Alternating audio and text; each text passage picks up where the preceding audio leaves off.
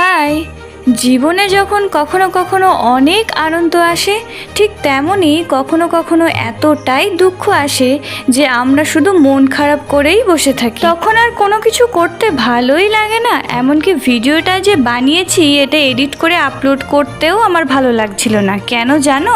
কারণ অনেক শখ করে আমি এই বউটা বানাতে বসেছিলাম, কিন্তু ওই যে সব সময় সব কিছুতে তো সফলতা আসে না, এই জিনিসটাও আমার খুব একটা মনের মতো হয়নি। তাই আমি ভেবেইছিলাম এটা দেব না।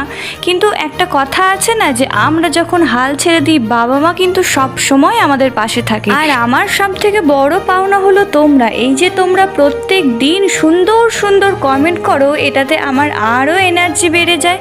মন খারাপ থাকলে, শরীর খারাপ থাকলেও, জ্বরের মধ্যে উঠেও আমি ভিডিও বানাতে বসে যাই। কি করব, এটা খুব একটা ভালো হয়নি, এই জন্য আমার মনটা প্রচণ্ড খারাপ ছিল। কিন্তু ভাবলাম খারাপটাই আজকে তোমাদের সাথে শেয়ার করি। টাটা।